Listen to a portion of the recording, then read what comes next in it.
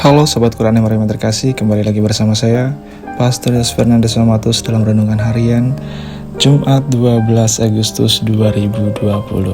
Apa kabar? Saya berharap Anda semua tetap dalam keadaan baik, sehat, dan tetap semangat. Bapak Ibu, Saudara-saudari yang terkasih, mari kita siapkan hati kita untuk bersama-sama mendengarkan dan merenungkan sabda Tuhan. Mari kita tandai diri kita dengan tanda kemenangan Kristus, dalam nama Bapa dan Putra dan Roh Kudus. Amin. Tuhan bersamamu dan bersama rohmu.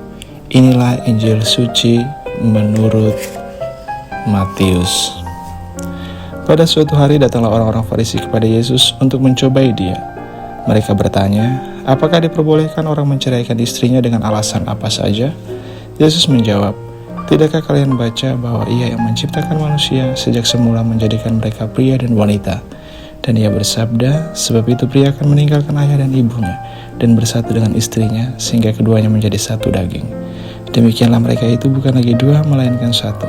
Karena itu, apa yang telah dipersatukan Allah tidak boleh diceraikan manusia.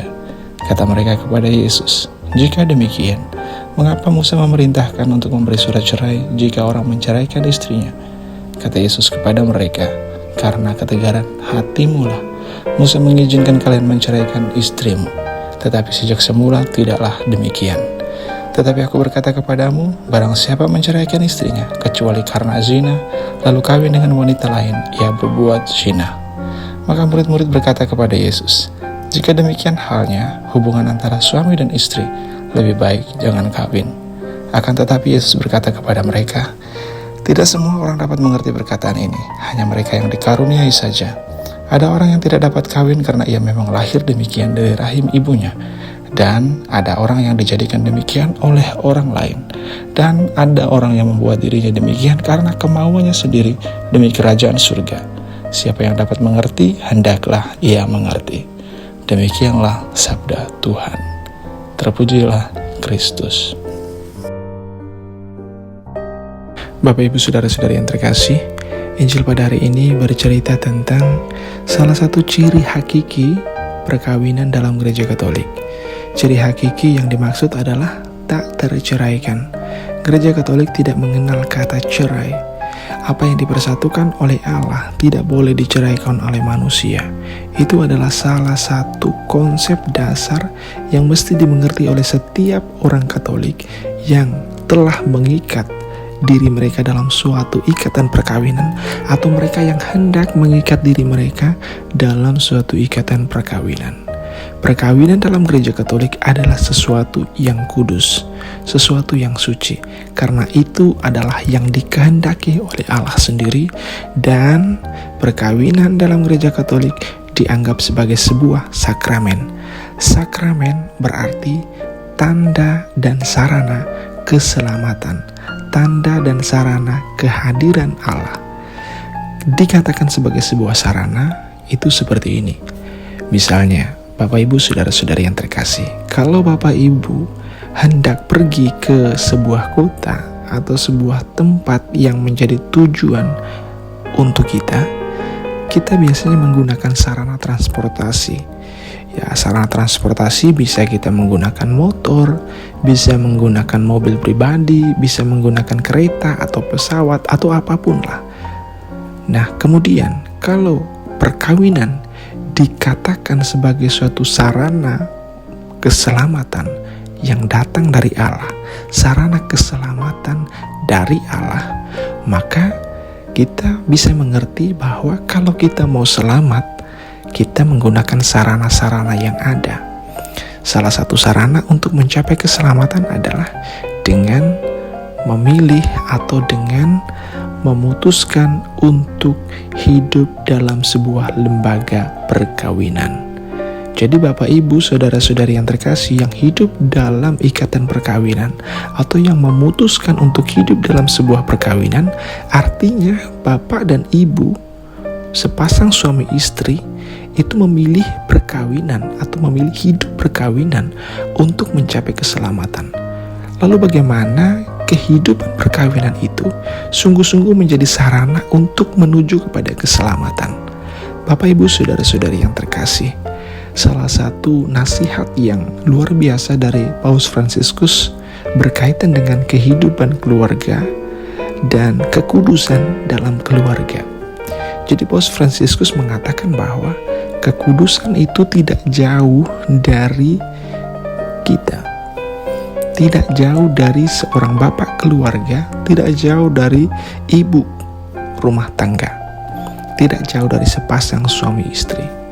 Kalau sepasang suami istri itu saling mengasihi, saling mencintai dalam lembaga perkawinan, dalam ikatan perkawinan, maka mereka itu sungguh-sungguh menunjukkan bahwa mereka menghadirkan Allah yang mengasihi bagi pasangannya masing-masing. Suami menghadirkan Allah yang mengasihi bagi istrinya, begitu juga istrinya menghadirkan Allah yang mengasihi bagi suaminya. Dengan demikian, dengan saling mengasihi, maka kedua orang ini, sepasang suami istri ini, mencapai keselamatan karena mengasihi satu sama lain sesuai dengan apa yang dikehendaki oleh Tuhan kita sendiri, yaitu supaya kita saling mengasihi. Jadi dengan demikian, hidup rumah tangga menjadi sarana untuk mencapai keselamatan. Atau bisa jadi begini, contoh sederhana, seorang ibu atau seorang istri yang bangun pagi-pagi, kemudian menyiapkan sarapan, kemudian menyiapkan pakaian suaminya atau seragam anak-anaknya yang akan ke sekolah, menyetrika dan macam-macam, menyapu rumah, membereskan semua hal yang berkaitan dengan hidup di dalam rumah tangga, maka ibu itu sungguh-sungguh dekat dengan kekudusan. Dan ibu itu bisa selamat dengan menjalankan tugas sebagai seorang ibu rumah tangga. Ketika seorang ibu rumah tangga menjalankan tugasnya dengan baik, maka ibu itu tidak jauh dari kekudusan. Kalau ibu itu tidak jauh dari kekudusan, maka ia tidak jauh dari keselamatan. Begitu juga dengan seorang suami atau seorang bapak rumah tangga, bapak keluarga. Ketika bapak keluarga itu pergi dari rumahnya, pergi bekerja, dan ketika dia bekerja dengan semangat, dengan berpikir bahwa saya ini bekerja untuk istri dan anak-anak saya. Saya bekerja untuk menghidupi istri dan anak-anak saya. Saya bekerja untuk meningkatkan kesejahteraan hidup saya bersama istri dan anak-anak saya. Meningkatkan kesejahteraan kehidupan keluarga saya. Maka Bapak itu sungguh-sungguh dekat dengan kekudusan. Bapak itu tidak jauh dari kekudusan. Dan kalau dia tidak jauh dari kekudusan, dia tidak jauh dari keselamatan. Bapak, Ibu, saudara-saudari yang terkasih, kekudusan itu dekat dengan kita masing-masing. Anda yang hidup berkeluarga, hidup berumah tangga, ketika Anda menjalankan tugas dan tanggung jawab Anda masing-masing dengan penuh tanggung jawab, dengan sungguh-sungguh, maka Anda bisa menjadi selamat. Maka Anda akan beroleh keselamatan yang datang dari Allah. Dan Bapak, Ibu, saudara-saudari yang terkasih, kehidupan perkawinan itu tadi menjadi sarana yang saya katakan sebelumnya adalah menjadi sarana keselamatan. Jadi kita menggunakan kehidupan berumah tangga untuk mencapai keselamatan dengan menjalankan tugas dan tanggung jawab kita masing-masing dengan baik. Dan kemudian hidup perkawinan itu merupakan tanda kehadiran Allah sendiri. Menjadi tanda kehadiran Allah bagi orang-orang yang ada di sekitar kita dan juga bagi orang yang ada di hadapan kita. Yaitu tadi, kalau sepasang suami istri saling mengasihi, saling mencintai, maka Allah hadir di situ. Allah ada di situ. Dan ketika orang melihat, pasangan suami istri ini saling mengasihi satu sama lain, dan kemudian orang melihat kehadiran Allah di sana, maka kita sungguh-sungguh menjadi saksi, menjadi tanda kehadiran Allah itu sendiri. Dan dengan demikian jelas kita akan beroleh keselamatan. Kembali ke poin awal, menjadi sarana. Itu adalah sarana bagi kita untuk mencapai keselamatan. Bapak, Ibu, saudara-saudari yang terkasih, namun harus diakui bahwa dalam kehidupan berumah tangga ada banyak gejolak, ada banyak persoalan, ada banyak permasalahan yang muncul.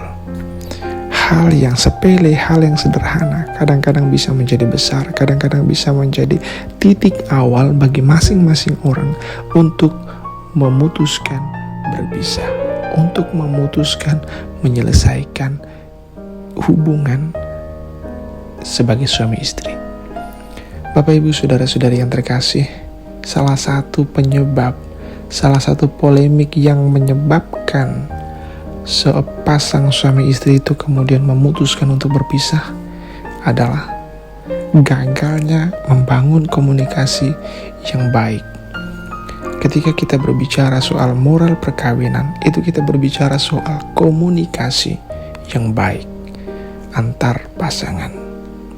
Jadi kalau komunikasi yang dibangun itu tidak baik, maka kehidupan di dalam rumah tangga pastilah akan terganggu, pastilah akan muncul gejolak, muncul persoalan-persoalan, permasalahan-permasalahan yang sebenarnya tidak akan menjadi masalah kalau dikomunikasikan dengan baik. Kalau komunikasi terbangun dengan baik, maka kehidupan berumah tangga akan menjadi baik pula.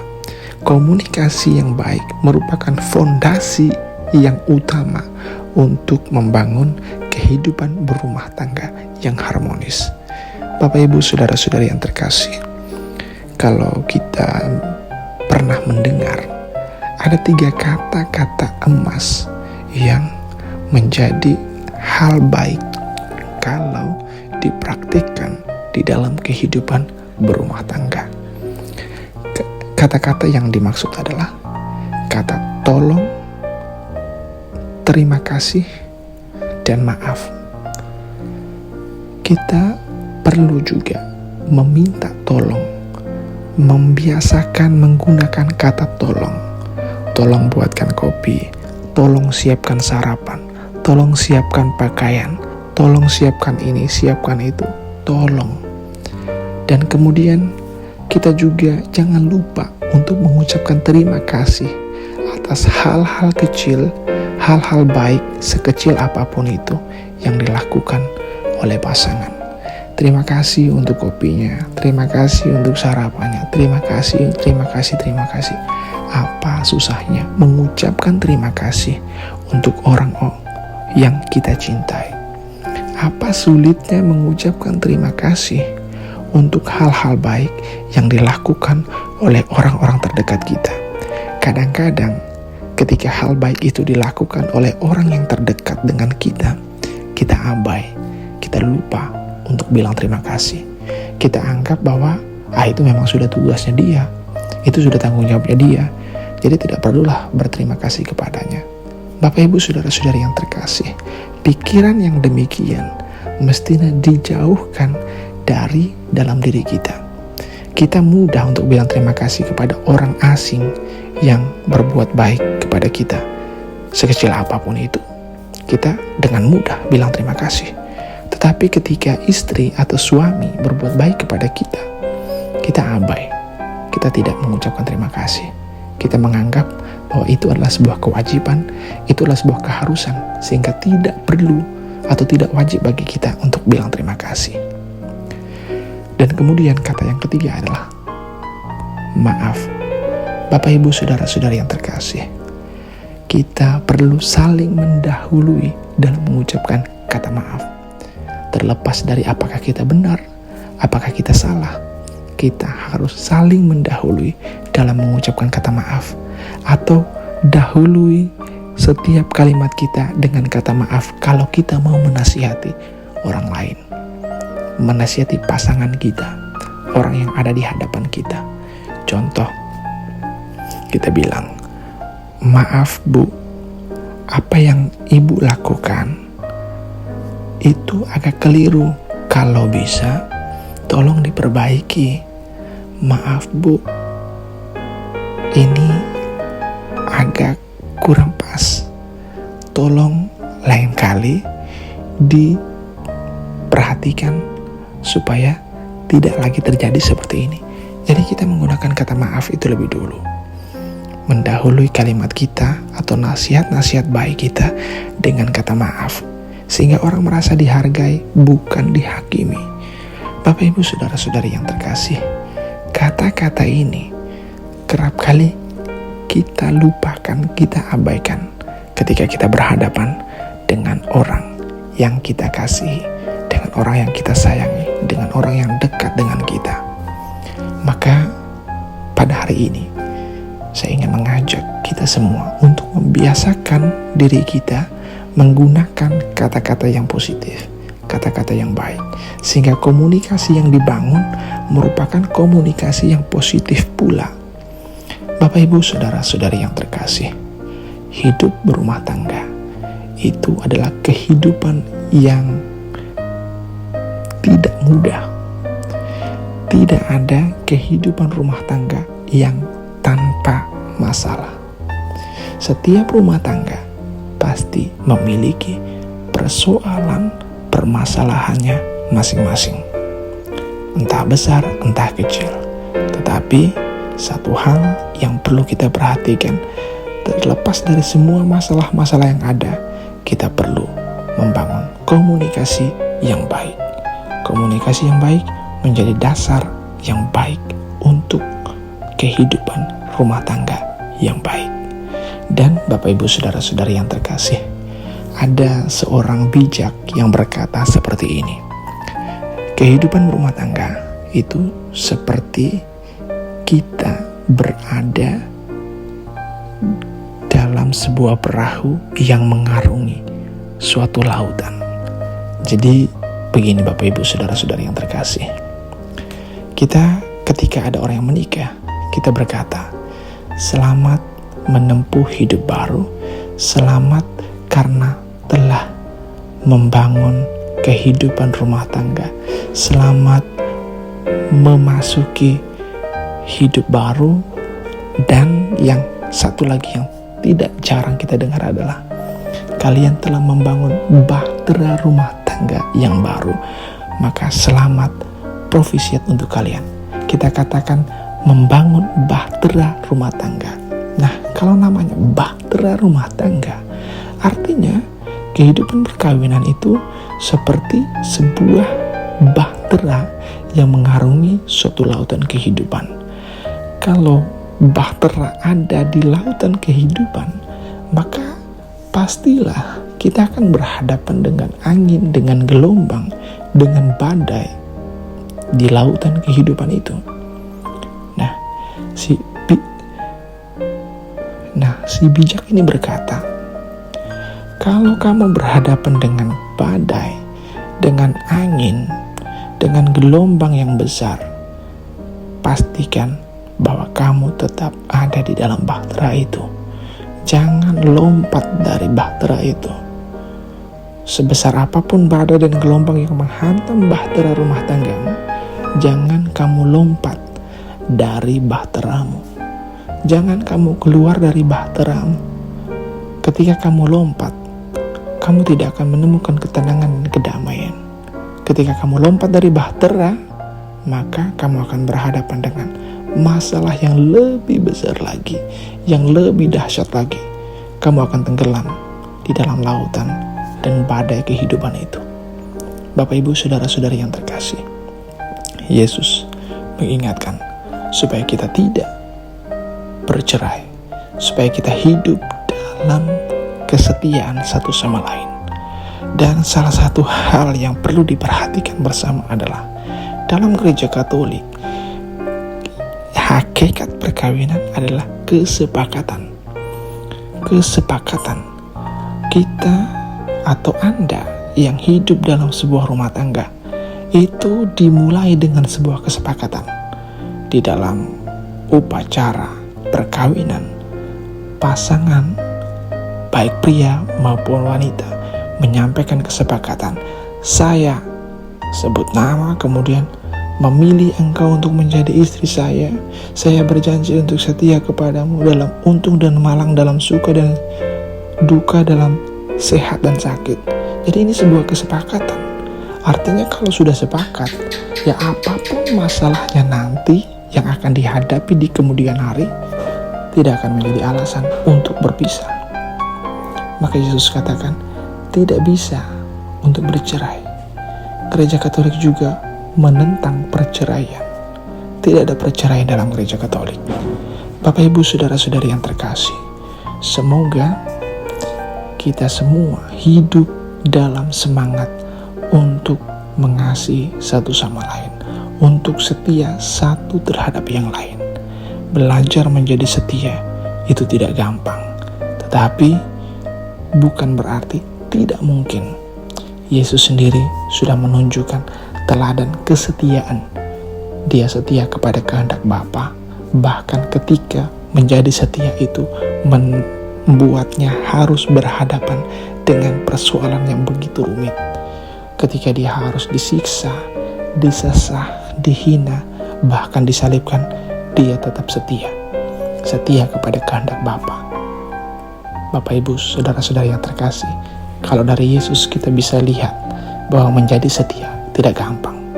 Menjadi setia itu bisa membuatnya harus berhadapan dengan berbagai macam rintangan, tantangan, kesakitan dan penderitaan.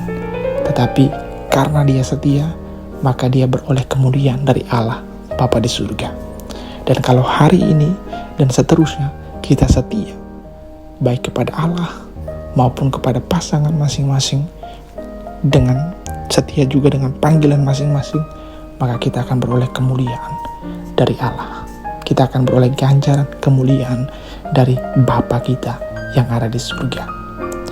Shalom, Tuhan Yesus memberkati. Dalam nama Bapa dan Putra dan Roh Kudus. Amin.